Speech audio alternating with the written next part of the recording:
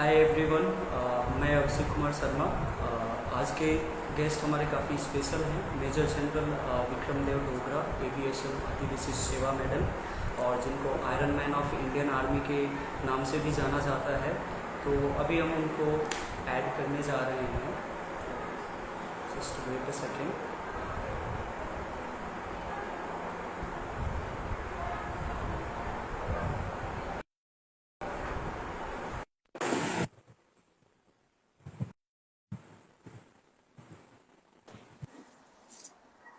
जय Hind sir.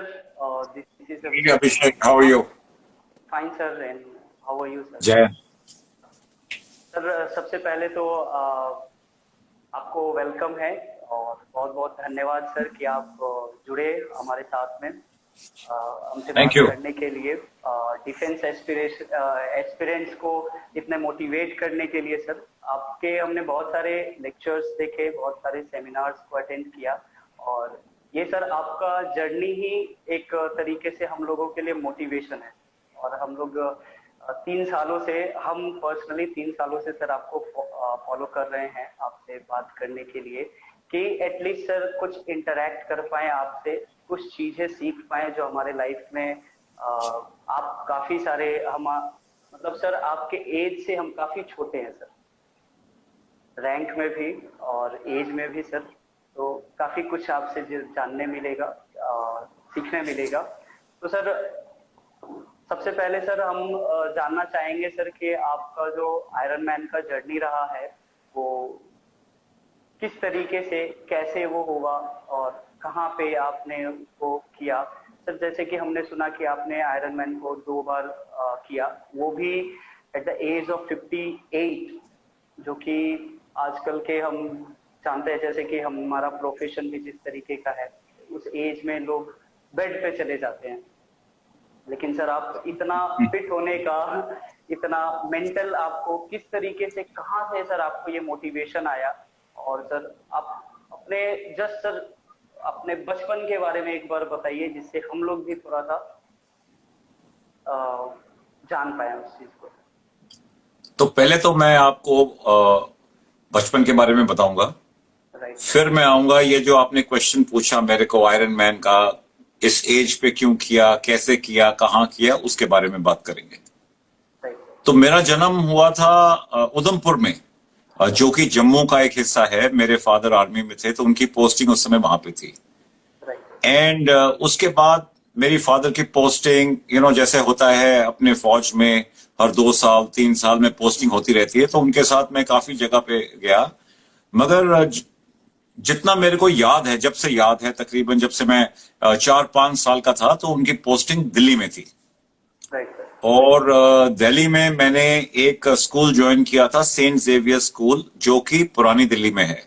Right और हम रहते थे इंडिया गेट के बिल्कुल सामने। प्रिंसेस पार्क एक जगह है जो जहां पे अभी आर्मी का म्यूजियम बन रहा है, डिफेंस सर्विसेज का म्यूजियम।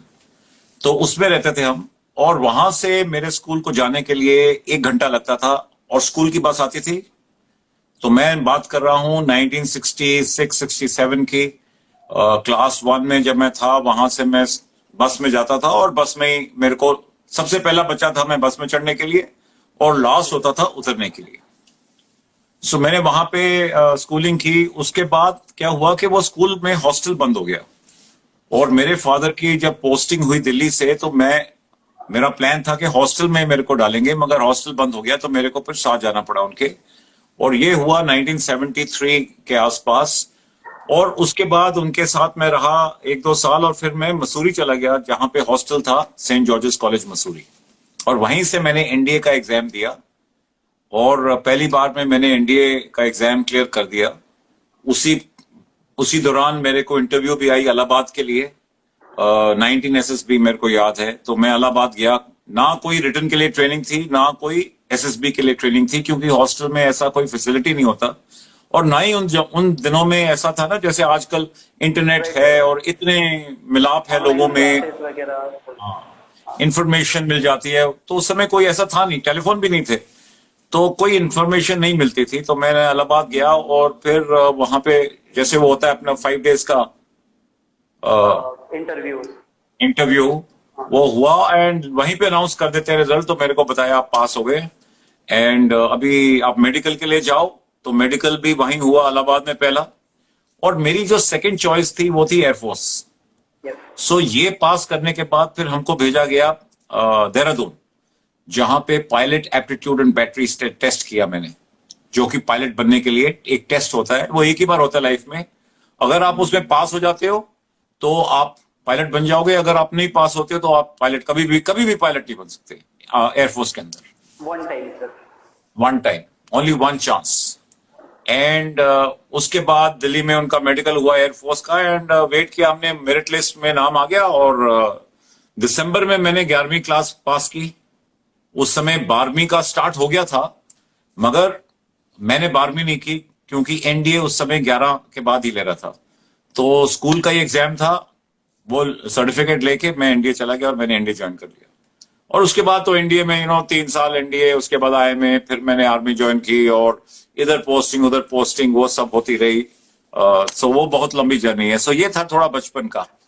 लेकिन सर जैसे कि हमने आईएमए का आपका सुना कि आप जो है गोल्ड मेडलिस्ट रहे हैं, स्वॉर्ड ऑफ ऑनर से आपको सम्मानित किया गया है, तो ये जो भी देख रहे हैं उनको बताना चाहेंगे कि सर जो है काफी फर्स्ट टाइम में ही इतने, आजकल तो ऐसा कोई बहुत रेयर होता है, तो सर जस्ट ये जानने का क्यूरियस था कि सर आप किस तरीके से आपने फर्स्ट टाइम में ही एनडीए जो है वो क्रैक कर लिया, क्या आपका स्ट्रेटजीज थे, आप किस तरीके से आप अपना टाइम मैनेजमेंट करते थे, किस तरीके से आप अपने आप को समय देते थे सर, और अपने स्टडी को भी समय देते थे, और कि आप काफी फिजिकली फिट हैं, काफी आप उसके लिए सम्मानित भी किए गए हैं आईएमए में, तो इसके बारे में सर जानना चाहेंगे।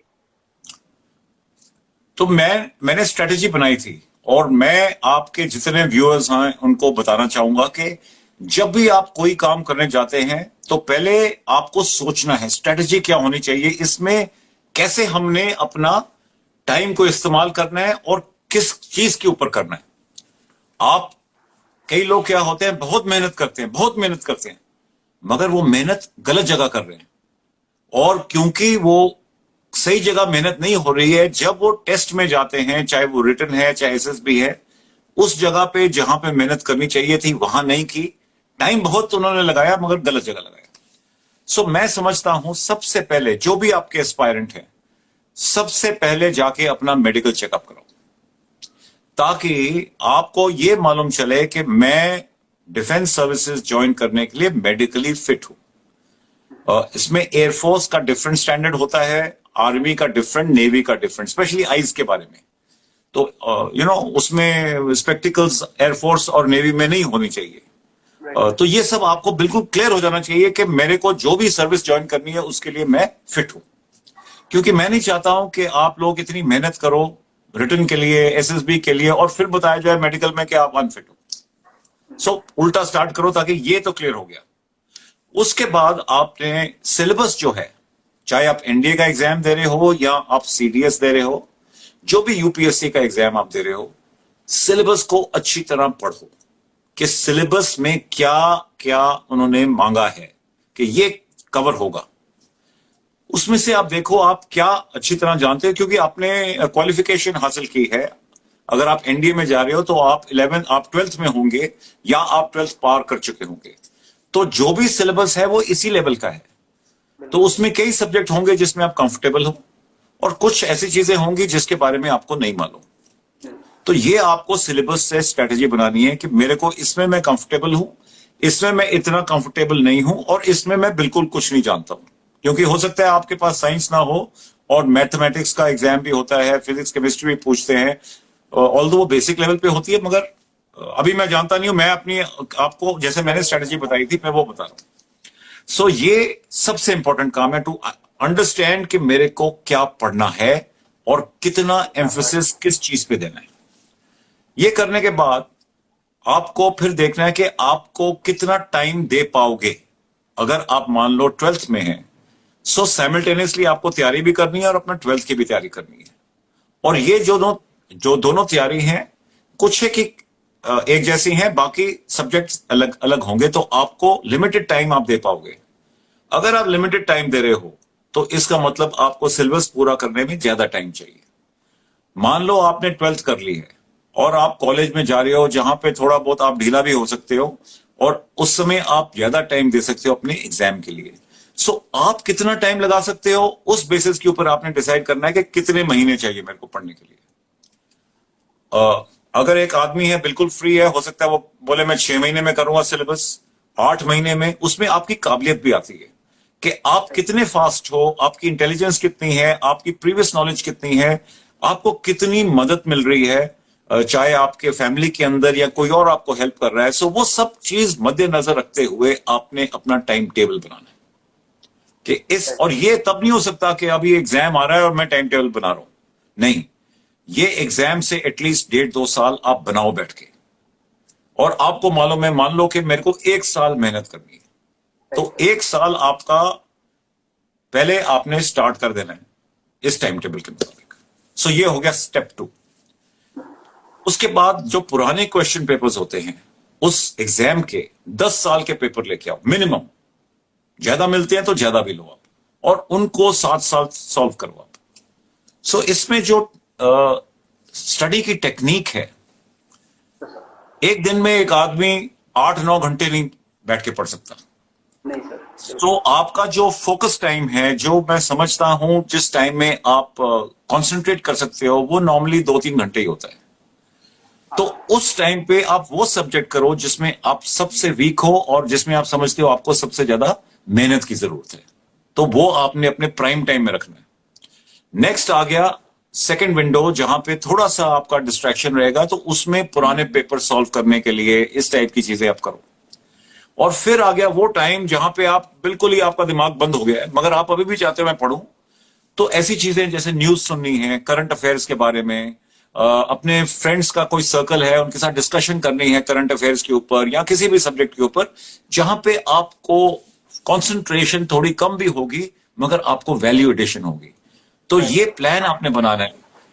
कई लोग होते हैं वो बैठ के उनकी फोकस यही होती है कि मैं पढ़ता रहूं, दिखाता रहूं, 8 घंटे अपने आप को सेटिस्फेक्शन मिल रही है कि मैं 8-8 घंटे पढ़ रहा हूं, मगर उसका बेनिफिट नहीं मिल रहा।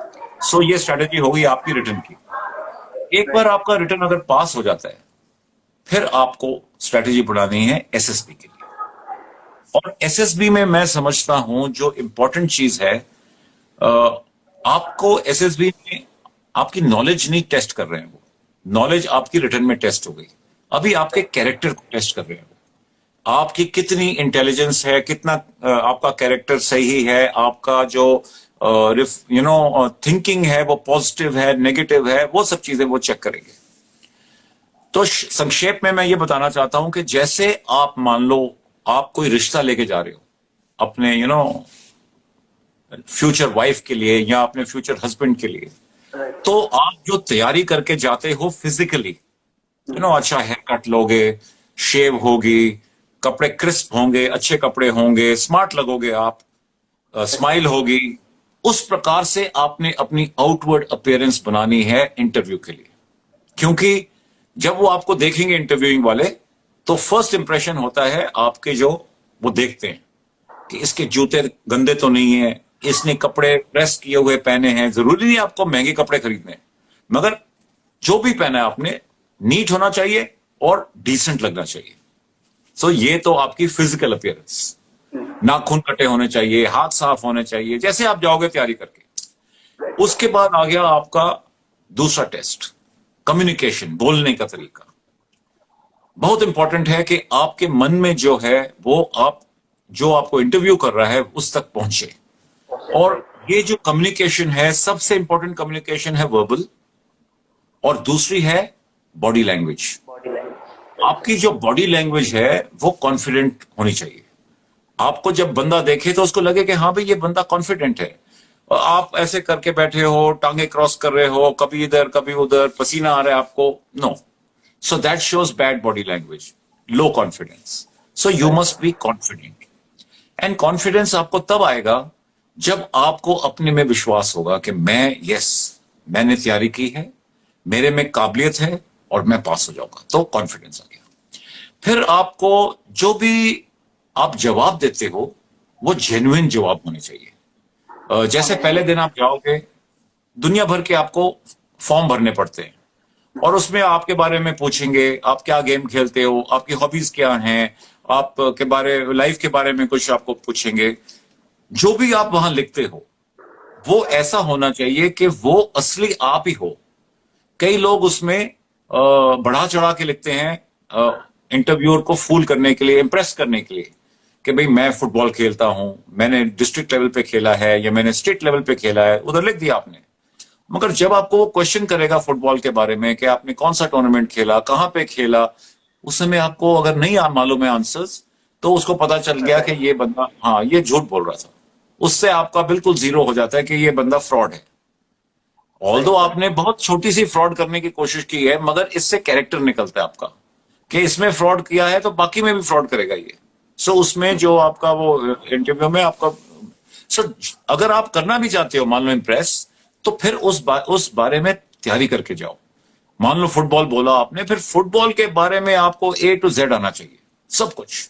जो सवाल पूछे कॉन्फिडेंटली आप जवाब दो, क्योंकि उसने आपको फुटबॉल टेस्ट खेल के भी चेक करना है, मगर नॉलेज आपको होनी चाहिए। सिमिलरली कोई भी आप जो भी वहां लिखते हो। एंड लास्ट पॉइंट मैं ये बताना चाहूंगा कि उसमें आपके जो भी रिस्पॉन्सेज होते हैं उसमें आपको बहुत पॉजिटिवली रिस्पॉन्स देना है। मतलब कोई सिचुएशन मिलती है या आपको, जैसे वो पिक्चर टेस्ट होता है जिसको पिक्चर को देख के बोलते हैं स्टोरी बनाओ आप, तो स्टोरी कोई भी टाइप की बन सकती है, दुनिया भर की स्टोरीज बन सकती हैं उसमें। मगर जो भी आप स्टोरी बनाते हो उसमें आप ऐसे बनाओ कि एक पॉजिटिव मैसेज निकले, नॉट नेगेटिव मैसेज। सो ये बहुत इंपॉर्टेंट है कि आपका रिस्पॉन्स हमेशा पॉजिटिव होना चाहिए।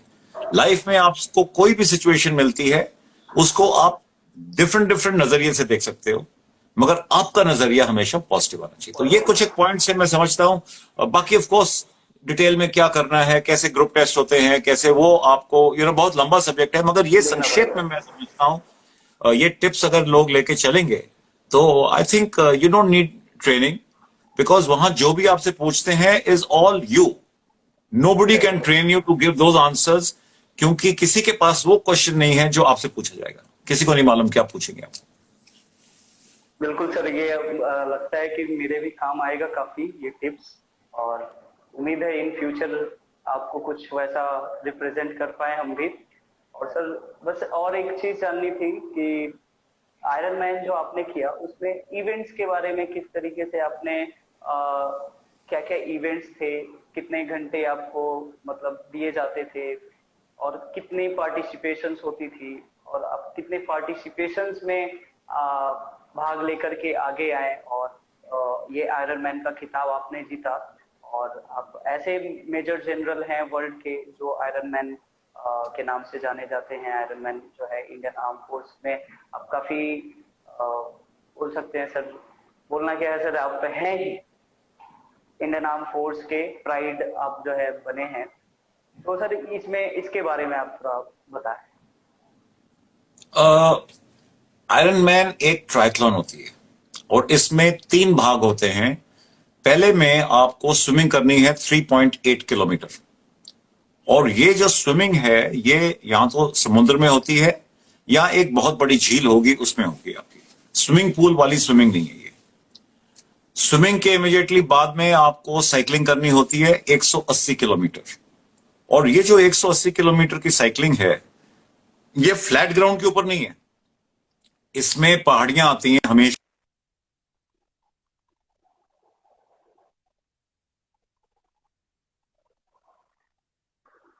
आई थिंक प्रॉब्लम हो रहा है सर। हाँ, नाउ यूर बैक। सो पहली जो मैंने इवेंट की थी उसमें 6000 फीट हमने हाइट गेन की थी, और 180 किलोमीटर करते ही आपको फुल मैराथन करनी है 42.2 किलोमीटर की। तो ये जो तीनों इवेंट हैं आपको 17 घंटे के अंदर अंदर कंप्लीट करने हैं।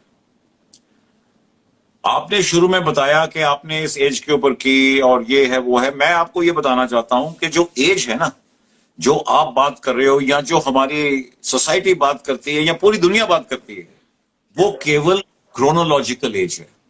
डेट ऑफ बर्थ से आज तक, वो ही आपकी क्रोनोलॉजिकल एज। एज। मगर जो आपकी एक्चुअल एज है, जिसके ऊपर आपकी परफॉर्मेंस डिपेंड करती है, चाहे आपके ऑफिस में हो चाहे आपके फील्ड के ऊपर हो, वो है बायोलॉजिकल एज। और बायोलॉजिकल एज में आपकी बॉडी, इसकी क्या परफॉर्मेंस है, और आपके माइंड, इसकी क्या परफॉर्मेंस है। तो जो बायोलॉजिकल एज है वो आपके ऊपर डिपेंड करती है। आपको एक बॉडी दी भगवान ने, आपने 20 साल की उम्र में वो बॉडी को 40 साल का कर दिया, और आपने 40 साल की उम्र में उस बॉडी को 20 साल का रखा। वो आपके हाथ में है। सेम आपका माइंड, जब आप 20 साल के हो, आप सोच रहे हो बुढ़े की तरह 60 साल के, 80 साल के, कि मेरे से नहीं होगा, मैं तो कर नहीं पाऊंगा, मेरे यहां भी दर्द है, वहां भी दर्द है, वहां भी दर्द है। और आप 80 साल के हो और आप 20 साल के तरह सोच रहे हो कि नहीं मैं करूंगा, मैं बंजी जंपिंग जा रहा हूं, मैं अभी ये एडवेंचर पे जा रहा हूं, मैं अभी ये जा रहा हूं। ये आपका माइंड है। तो ये दोनों चीज, माइंड एंड बॉडी से आपकी बायोलॉजिकल एज निकलती है, और आपकी जो भी परफॉर्मेंस होती है वो बायोलॉजिकल एज पे होती है। अनफॉर्चुनेटली हमारे वर्ल्ड में सब कुछ क्रोनोलॉजिकल एज से होता है कि अभी रिटायरमेंट एज आ गई, और हमारे शास्त्रों में लिखा है ये आश्रम अभी इनका गृहस्थ आश्रम है, अभी ना मोक्षा ले लो जाके पूजा पाठ करो। सो ये हमको क्या करता है, पूरे को एक डिब्बे में डाल देता है, एक बॉक्स में, कि आपको इस उम्र पे ऐसे बिहेव करना है, इस उम्र पे ऐसे बिहेव करना है, इस उम्र पे ऐसे बिहेव करना है। माइंडसेट मगर वो हमारी गलत बन है। जाती है। हाँ, हम उसके स्लेव बन जाते हैं उम्र के, कि हो अभी तो मैं इतना हो गया, अभी मेरे को ना बड़ा ऐसे बिहेव करना चाहिए कि मैं उस उम्र के साथ साथ मैच करूं अपनी बिहेवियर। नो, आप बिहेव करो जैसे आपको फील होता है। सो इसलिए मैंने सोचा ये आयरन मैन 58 तो कुछ भी नहीं है। और मैं आपको ये भी बताना चाहता हूं कि अभी मैं 61 का हूं, और मैं वेट कर रहा हूं जैसे ये पेंडेमिक में खुलेगा आयरन मैन, मैं नेक्स्ट आयरन मैन के लिए तैयार बैठा हूं। और मेरा मेरा एम है कि मैं हर साल एक आयरन मैन करूं जब तक मैं कर सकता हूं। तो बिल्कुल ये सर। एज का ये है। सर हमें उम्मीद भी है कि सर आप नेक्स्ट आयरन मैन भी काफी कम समय में, जैसे आपने अपना खुद का पहला रिकॉर्ड भी दूसरे में तोड़ दिया था, आप लिए थे 14 घंटे 20 मिनट। तो उम्मीद है नेक्स्ट टाइम और भी आप, उम्र बढ़ेगी लेकिन हमको लगता है समय आपका घटेगा सर। तो पहली बार मैंने 14 घंटे 20 में किया था, फिर दूसरी बार मैंने किया था 13 घंटे 40 मिनट में। 40 मिनट, राइट सर। और इस बार मैं होप करता हूं कि मैं 13 घंटे से कम में करूं, 12 घंटे कुछ में मैं करूं, तो फिर मैं हैप्पी हो जाऊंगा। उसके बाद उसको फिर मैं और कम करने की कोशिश नहीं करूंगा, फिर मैं केवल आयरन मैन पूरा करने की कोशिश करूंगा। Right sir. सर ये 180 किलोमीटर का आपने साइकिलिंग किया, तो ये सर आप किस तरीके से, आपको कितना एंड्योरेंस, मतलब आप इसको कितने टाइम में आपने इसको कंप्लीट किया, और कैसा आपका बॉडी किस तरीके से रिएक्ट कर रहा था सर उस टाइम? आपको कभी ऐसा लगा कि नहीं अभी छोड़ देते हैं, या फिर इतनी सारी चीजों में आप थे, तो आपको कभी ऐसा लगा कि सर छोड़ देते हैं, गिव अप कर देते हैं, या फिर बॉडी हमारा साथ नहीं दे पा रही है? तो आप सर उस समय पे आप किस तरीके से अपने आप को मैनेज किए? तो मैं आपको ये बताऊंगा कि रोज जब मैं ट्रेनिंग करता था तो मैं यही सोचता था कि मैं कहां फंस गया अपने आप को लेके, और मैं अपने आप को कोसता था कि क्यों मैं फंस गया आयरन मैन करने के लिए। मगर क्योंकि मैंने एक टेक्निक अप्लाई की थी, मैंने जब ट्रेनिंग शुरू की थी मेरे को लग गया था कि ये बहुत मुश्किल ट्रेनिंग होने वाली है, और 1.5 साल मैंने ट्रेनिंग की। तो मैंने पब्लिक प्लेजिंग कर दी जाके। पब्लिक प्लेजिंग मींस मैं गया फेसबुक के ऊपर, इंस्टाग्राम, जो भी सोशल मीडिया है, मैंने बता दिया मैं आयरन मैन करूंगा। कर रहा हूँ, हाँ। अभी मैंने जब बता दिया तो मैं फंस गया, क्योंकि अभी मैं अगर क्विट करता तो सारे लोग बोलते देखो ये तो ऐसी हवा में मार के। हाँ। इसीलिए मैंने क्विट नहीं किया। ऑल्दो मैं जैसे बता रहा हूं, हर रोज ट्रेनिंग के बाद मैं अपने आप को कोसता था कि कहां फंस गए, क्योंकि बहुत मुश्किल ट्रेनिंग है। 180 किलोमीटर की साइकिलिंग में 6 से 7 घंटे लग जाते हैं, और 6 से 7 घंटे जब हम मान लो कार में जाते हैं, मैं अभी गया था जलंधर, यहां से मेरे को लगे थे 7 घंटे, और ऐसे लगता है पता नहीं कितनी लंबी ड्राइव करके आए हम। यहां आप साइकिल पे खुद ही चला रहे हो, और 180 किलोमीटर रफ रास्ता सर, पहाड़ी। हाँ, एंड उससे पहले आपने 3.8 किलोमीटर स्विमिंग की है, स्विमिंग की, और उसके बाद में आपने 42 किलोमीटर रनिंग करनी है। रनिंग करनी है। हाँ, full marathon 42 kilometres. 42 kilometre marathon itself takes between 4 to 5 hours। तो इसलिए आप साइकिलिंग में पूरा अपना दम नहीं लगा सकते हो कि मैंने सारी जान यहीं लगा दी और आगे जाके मैं बैठ गया। सो मैंने ट्रेनिंग काफी की, जैसे मैंने बताया 1.5 साल मैंने ट्रेनिंग की और थोड़ी काफी टेक्निक के साथ ट्रेनिंग की। डाइट के ऊपर ध्यान देना पड़ता है, अपने हाइड्रेशन, पानी कितना पीना, उसके साथ इलेक्ट्रोलाइट्स आपको खानी पड़ती हैं, टैबलेट्स, ताकि जो आप जो सॉल्ट्स होते हैं अंदर, नहीं तो क्रैम्पिंग हो जाती है।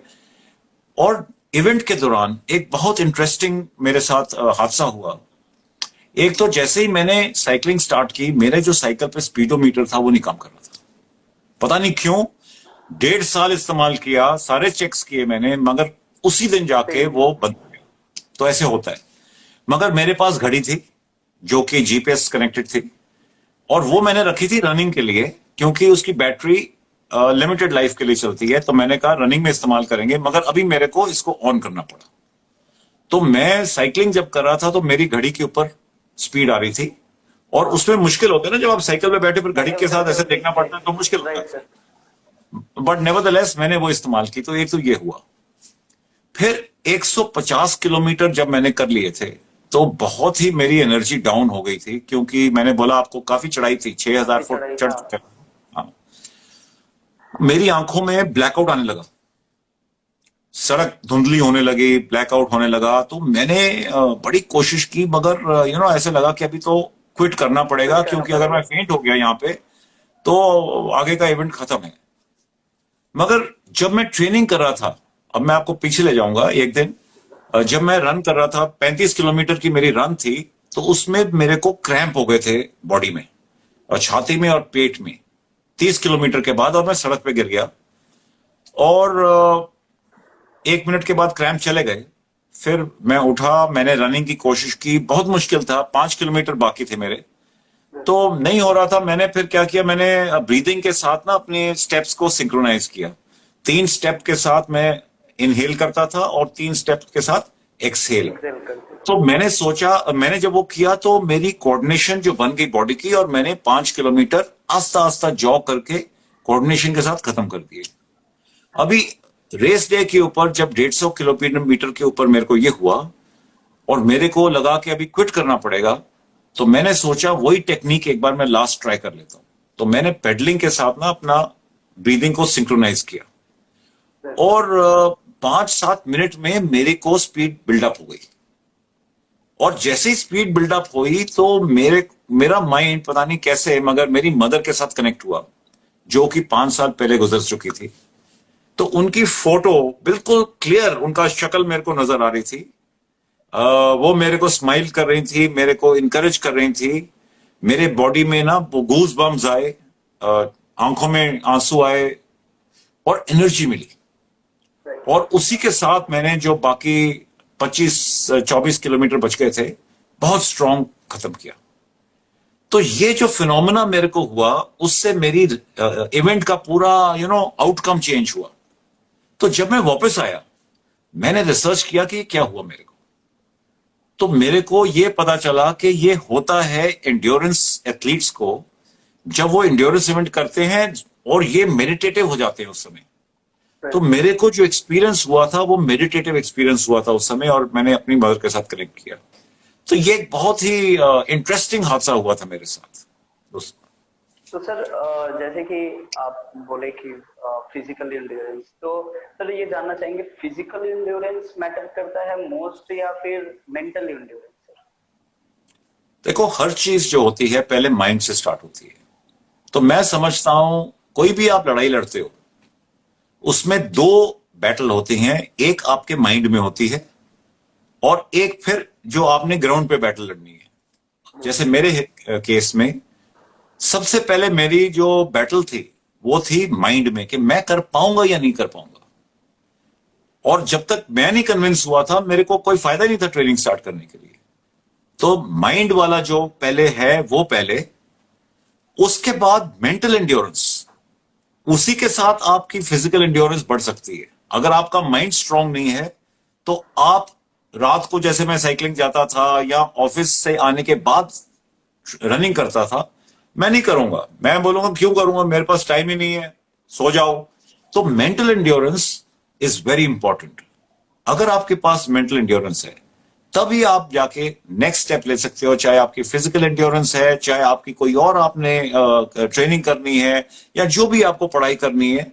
आपका माइंड स्ट्रांग होना चाहिए कि यस मैं ये करूंगा और करके मैं हासिल करूंगा जो भी मैंने अचीव किया। सर मुझे लगता है सर आपका जितना भी जर्नी रहा है, इसको सुन करके ही जितने भी डिफेंस के एस्पिरेंट्स हैं वो मोटिवेट हो चुके होंगे अभी, और मैं एक नया एम एम्बिशन वो लोग तैयार कर चुके होंगे। तो सर एक और चीज जाननी थी कि आपने 4 डिकेड इस ग्रेट इंडियन आर्म फोर्स में सर्विस किया, तो सर आपका सर्विसिंग लाइफ और सर उसके बाद का लाइफ का क्या फर्क था, किस तरीके से आप उसमें कैरियर में जो था, किस तरीके से आप बता पाएंगे कि डिफरेंसेस आए हैं? मेरी लाइफ में कोई डिफरेंस नहीं आया, क्योंकि जिस दिन से मैंने ज्वाइन किया था मेरे को मालूम था मैंने रिटायर कब होना है। सो आपको पता होता है कि इतनी जर्नी यहां पे है और उसके बाद क्या जर्नी है वो आपके हाथ में है। तो मैंने कोई जॉब नहीं लिया रिटायरमेंट के बाद। मैं वो कर रहा हूं जिसमें मेरे को मजा आता है। ठीक है। सो अभी फर्क क्या है, काम पहले भी करते थे, काम अभी भी करते हैं। अभी वो करते हैं जिसमें मजा आता है, पहले वो करते थे जो कि हमसे एक्सपेक्टेड था, जो करवाया है ना। तो यही फर्क है। मगर मेरी लाइफ में कोई चेंज नहीं है, एक्सेप्ट कि मैं अभी आपसे बात कर रहा हूं सोशल मीडिया पे, जो कि मैं पहले नहीं बात कर पाता। बिल्कुल। तो यही छोटे छोटे चेंजेस हैं जो कि बहुत सुपरफ्लुअस हैं। मगर आप जब बड़ी पिक्चर देखते हो तो I think I am happier now than I was happier earlier. क्योंकि अभी मैं जो करता हूं अपनी खुशी के लिए कर रहा हूं, सो ऑब्वियसली हैप्पीनेस ज्यादा होगी। और उस समय आप दूसरों के लिए कर रहे हो तो ऑब्वियसली हैप्पीनेस कम होगी। या सो लोग जो कहते हैं कि रिटायरमेंट के बाद बहुत चेंज आता है, ये है वो है, मैं नहीं मानता हूं। मैं समझता हूं बेटर चेंज है। तो सर जैसे हमने आपका पोस्ट वगैरह भी देखा, तो आपका पोस्टिंग वगैरह यूएन अदर कंट्रीज में भी रहा, तो सर वहाँ का एक्सपीरियंस किस तरीके से आपको मिला, किस तरीके से इंडियन आर्मी प्रेजेंट वहाँ पे रहता है, किस तरीके से वहाँ का सिनेरियो क्या रहता है? यूएन एक ऐसी ऑर्गेनाइजेशन है जो कि वहीं डिप्लॉय होती है जहां पे प्रॉब्लम होती है। तो मेरी डिप्लॉयमेंट थी अंगोला में। अंगोला अफ्रीका में कंट्री है जो कि अफ्रीका की नंबर 2 लार्जेस्ट कंट्री है एंड नंबर 2 रिचनेस में भी है। साउथ अफ्रीका के बाद maximum mineral resources and riches Angola में है। डायमंड्स, पेट्रोलियम, मर्क्यूरी, ऐसे करके बहुत रिसोर्सेज है उनके पास। और उनकी पॉपुलेशन बहुत छोटी है, केवल 10 मिलियन।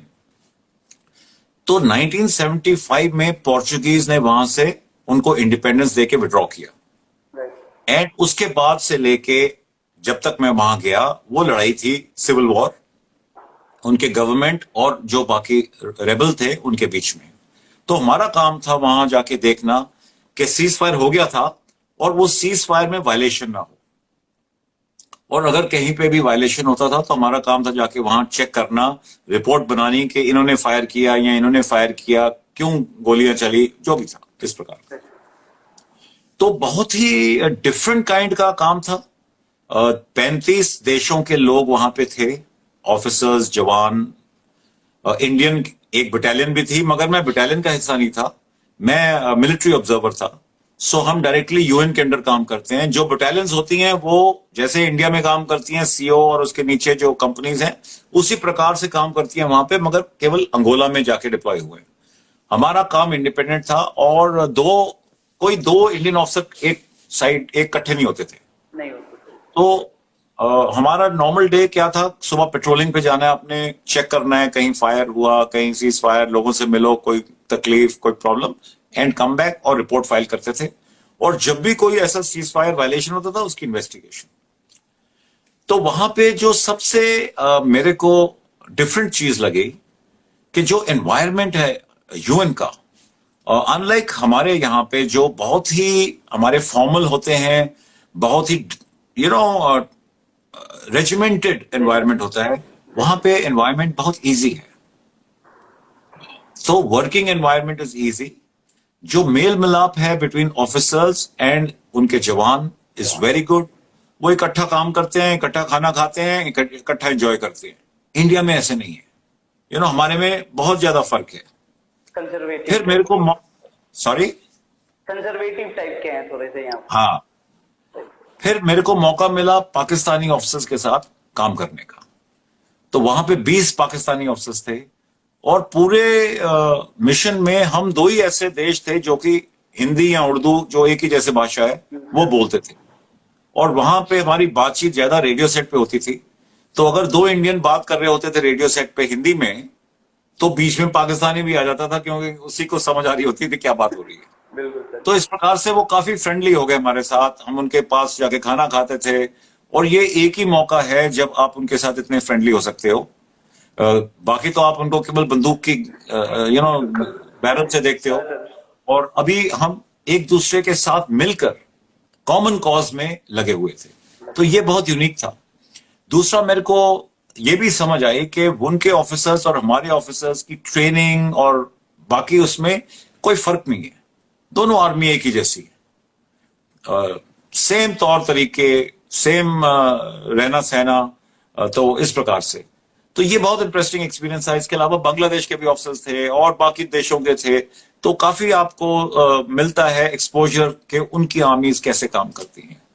तो ऑल इन ऑल मैं बोलूंगा बहुत ही एक्साइटिंग टेन्योर होता है, क्योंकि एक तो आप फॉरेन लैंड में हो, अपनी कंट्री को रिप्रेजेंट कर रहे हो, और Indian army officers and soldiers को बहुत ऊंचे दर्जे से लोग देखते हैं, क्योंकि बहुत हार्ड वर्किंग होते हैं। तो नॉर्मल सेइंग है कि अगर आपने कोई काम कराना है तो आपके अंडर एक इंडियन ऑफिसर और जवान होने चाहिए। तो वो ज्यादा काम करते हैं, ज्यादा कॉन्शियस रहते हैं। तो इससे ये एक बहुत ही इंपॉर्टेंट मैसेज था। मैसेज है, राइट सर। बहुत लोगों के यहाँ पे माइंडसेट बने होते हैं अदर कंट्रीज को लेकर के, फोर्सेस को लेकर के। हम लोगों का नजरिया जो है सर आपके स्टोरी से बदल रहा है कि हम लोग जो है सब एक दूसरे से मिलजुल करके पीस के लिए काम कर रहे हैं। जैसे कि आप बताएं सर, सिविल वॉर को रोकने के लिए आप बाकी कंट्रीज के लोग थे। तो सर जैसे कि अभी पैंडेमिक चल रहा है, कोविड-19 का जो सिचुएशन है, हमारे सीनियर्स भी बहुत सारे ऐसे हैं, हमारे जूनियर्स हैं, हमारे बैचमेट भी हैं जो 2 साल से रैलीज अटेंड नहीं कर पा रहे हैं। जैसे कि हमारे कोलकाता में हमारे से यहाँ पे बैरकपुर हो गया, हल्दिया में रैलीज जाते हैं, लेकिन 2 सालों से वैसा कुछ रैली वो लोग अटेंड नहीं कर पा रहे हैं, अपने फिजिकल फिटनेस के ऊपर काम नहीं कर पा रहे हैं लॉकडाउन के कारण। तो उन लोगों को लगता है सर कि वो एक तरीके से फेलियर है, वो अपने आप को महसूस कर रहे हैं, फेलियर के रूप में देख रहे हैं। तो सर उससे कैसे डील करें? ये हमारे एक मतलब बैचमेट का ही क्वेश्चन था कि आप सर से पूछना बिल्कुल कि किस तरीके से इसको डील करें और खुद को कैसे मोटिवेटेड रखें। मैंने जैसे बताया था, सबसे इंपॉर्टेंट है मेंटल एंड्योरेंस, आपकी दिमाग की क्षमता। तो इसमें क्या इंपॉर्टेंट है, जब हमें कोई मुश्किल समय आता है, जैसे अभी आपने बताया पैंडेमिक, और पैंडेमिक में हमारे ऊपर बहुत सारे रिस्ट्रिक्शंस हो गए। आप बाहर नहीं जा सकते, और जाओगे तो दूर रहना, मास्क पहनना, तो बहुत लिमिटेड। जब तक हम इसको एक्सेप्ट नहीं करेंगे माइंड में, अपने माइंड में कि हाँ मैंने अभी ऐसे ही रहना है 2 साल नहीं, अगले 5 साल के लिए, कि हम लॉकडाउन रह सकते हैं, और अगर बाहर जाएंगे तो पूरी कॉशन के साथ हमको रहना है।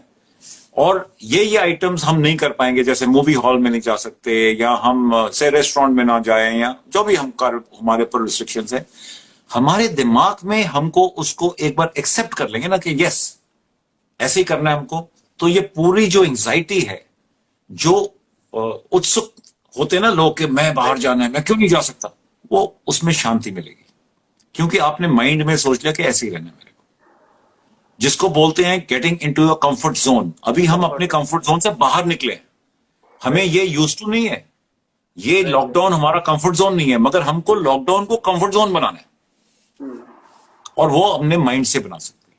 जैसे ही आप एक्सेप्ट करोगे आपको थोड़ी मन में शांति मिलेगी। तो ये तो हो गया माइंड का। उसके बाद अभी आप देखो कि इस लॉकडाउन में आपके पास क्या औजार हैं।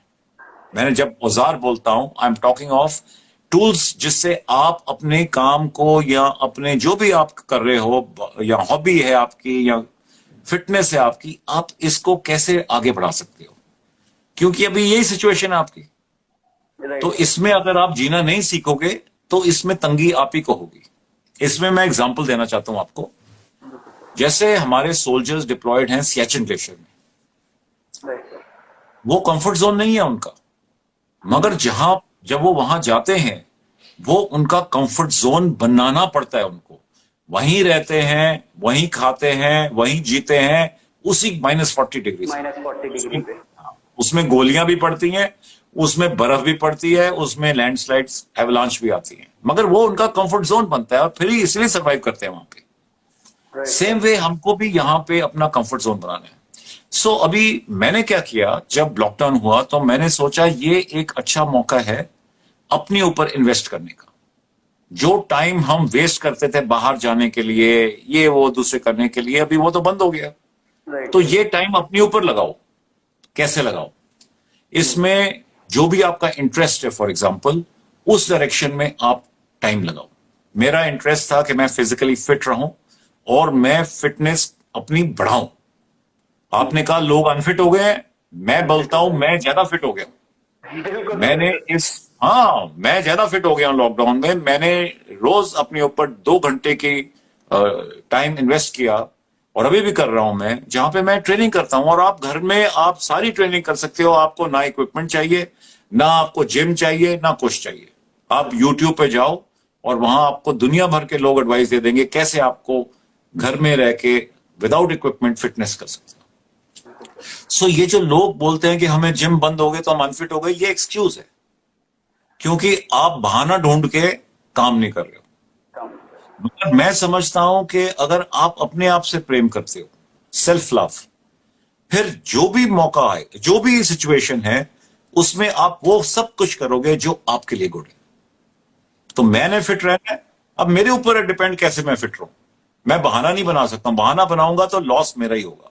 बाकी किसी को कोई इंटरेस्ट नहीं, आप फिट हो रहे हो नहीं फिट हो रहे हो, वो दूसरों के लिए नहीं हो रहे हो फिट, आप अपने लिए हो रहे हो। सो आपने तरीके ढूंढने हैं लॉकडाउन के अंदर कैसे अपने मकसद को पूरा करना है, अपने जो भी आपने एम सेट किया है उसको आपने हासिल कैसे करना है। ऑनलाइन इतने इतने एवेन्यूज हैं ऑनलाइन।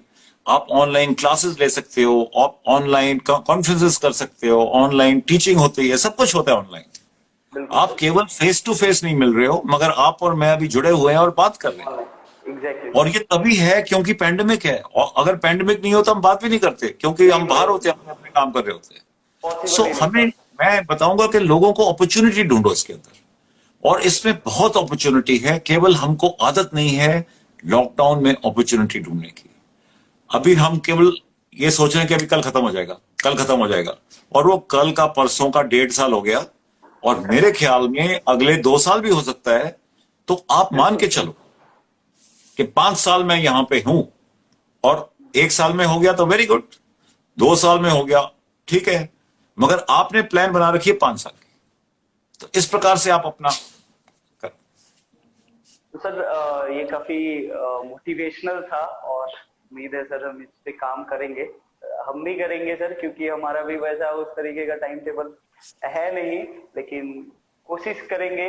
कोशिश क्या करना ही है सर अब, कि जब आपको फॉलो कर रहे हैं, आप एक तरीके से मेंटर टाइप के हमारे हो गए हैं, मेंटर हो चुके हैं, क्योंकि काफी दिनों से, काफी सालों से आपको फॉलो कर रहे हैं। हर एक पोस्ट वगैरह जितना हमको मिल पाता है, देख पाते हैं, उतना हम देखते हैं। तो सर बस अभी इतना आप एक मैसेज, एक बोल सकते हैं सर गुरु ज्ञान के रूप में सर, कुछ चीजें हमें और हमारे जूनियर या सीनियर कैडेट्स के लिए आप जो है एक मैसेज करें। मेरा मैसेज सबके लिए यही है, और ये ना जूनियर के लिए है ना सीनियर के लिए है, ये सबके लिए है। जो भी उम्र हो आपकी, चाहे आप 5 साल के हो, चाहे आप 90 साल के, कि हर पर्सन को एक मन में ड्रीम होना चाहिए, और वो ड्रीम आपका होना चाहिए, किसी और का नहीं। सो जैसे आप हो, आपका कोई ड्रीम है, ये आपको चेक करो कि ये मेरा ही ड्रीम है, और फिर उसको ड्रीम को आपने माइंड में बनाना है और उसको फिर फॉलो करना है। क्योंकि एक ड्रीम ही ऐसी चीज है जिसके लिए आपको मकसद मिलेगा रोज सुबह उठ के मेहनत करने के लिए। अगर आपके पास कोई दिशा नहीं है, आप समझते हो कि मैं ऐसे ही चल रहा हूं, चलो टाइम निकलता जा रहा है, तो आप ऐसे ही होगे जैसे कोई किश्ती होती है जो कि पानी में ना बस हिचकोले खा रही है, कोई रास्ता नहीं है, कोई डायरेक्शन नहीं है, कोई मिशन नहीं है। एग्जैक्टली। सो एक ड्रीम बनाओ जो कि आप चेज करना चाहते हो, और फिर कुछ तरीके हैं उसको करके। मेहनत सबसे इंपॉर्टेंट चीज है, आप मेहनत करो। अगर आपकी एस्पिरेशन है यूपीएससी एग्जाम देने की, आईएएस बनने की, हो सकता है डॉक्टर बनने की, जो भी आप करना चाहते हो, आप बनाओ अपने माइंड में कि मैंने ये करना है, वो फिक्स करो। फिर प्लान बनाओ, जैसे मैंने बोला था प्रिपरेशन की प्लान, कितने महीने, कितना टाइम, पूरी प्लान बना के और हार्डवर्क के साथ उसके पीछे आप लगो। और मैं आपको कॉन्फिडेंस के साथ बोल सकता हूं कि आपका ड्रीम सच होगा, आपको आपकी मंजिल मिलेगी। सर इतना कॉन्फिडेंस देने के लिए बहुत बहुत धन्यवाद सर। मतलब काफी इस सिचुएशन में, इस समय में काफी जरूरत है इस चीज की। और सर आपका समय भी काफी कीमती है, तो काफी सर बातें तो बहुत है, क्वेश्चंस बहुत सारे हैं, बहुत सारी चीजें हैं पूछने के लिए। इतने सारे हमारे पास लिस्ट है क्वेश्चंस का, हमने आज ही सुबह में प्रिपेयर किया था सभी से क्वेश्चंस ले करके कि भाई आप लोग क्वेश्चन दे सकते हो, हम सर से डायरेक्टली पूछ सकते हैं। तो सर इसको पूछेंगे, लेकिन सर अभी के लिए ये काफी मजेदार रहा सेशन सर, काफी कुछ नया सीखने को मिला, काफी कुछ जानने को मिला।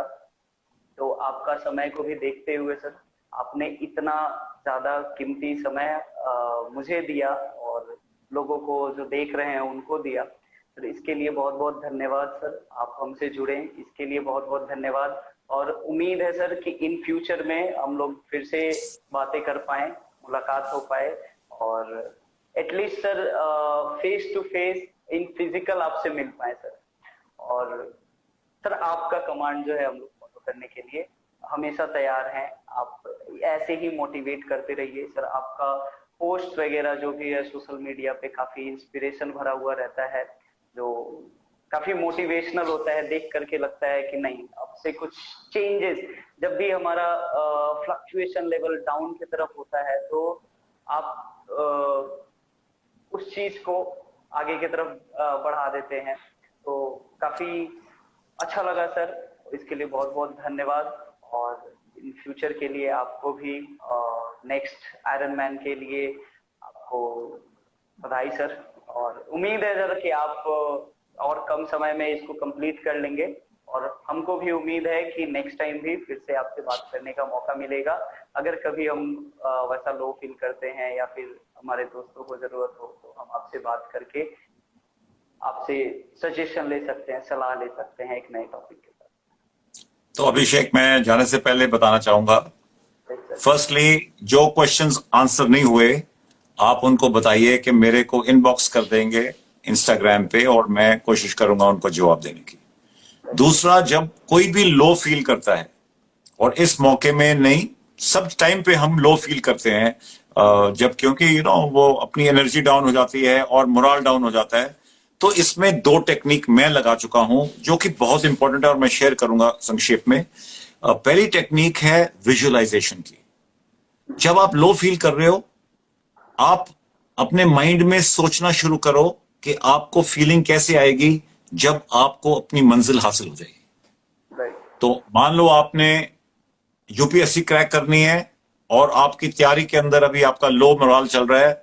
आप सोचो मैंने पास कर लिया, मेरी को कैसे फीलिंग होगी, मेरे पेरेंट्स को कैसे फीलिंग होगी, मेरे फ्रेंड्स मेरे को कैसे देखेंगे, तो उससे आपका मोरल बढ़ेगा। दूसरी टेक्निक है, आपने देखा होगा जब स्पोर्ट्समैन गेम खेलते हैं तो अच्छे से अच्छे स्पोर्ट्समैन कभी कभी मार खा जाते हैं, तो आप वो अपने से बात करते हैं, वो अपने आप को कुछ बोलते हैं, तो ये टेक्निक है सेल्फ टॉक की। आप अपने आप को बोलो कि मैं कर दूंगा, मैं स्ट्रांग हूं, आई एम द बेस्ट। सो जब आप अपने आप से ऐसी बात करते हो, उससे पॉजिटिव फीलिंग आती है अंदर और आपका मोरल बढ़ेगा। सो ये दो टेक्निक ट्राई कीजिए। मैं आपको गारंटी के साथ बोल सकता हूं, जब भी आप लो फील करते हो, आपका मोरल ऊपर होगा और आप अपनी मंजिल की तरफ दोबारा चलेंगे। And wish all the best to you, और आपके जितने फॉलोअर्स अभी देख रहे हैं सबको all the best, good luck and godspeed. Thank you sir, बहुत अच्छा लगा बात करके। फिर आपसे मौका मिलेगा बात करने का। तो अभी के लिए सर, जय हिंद सर। जय हिंद।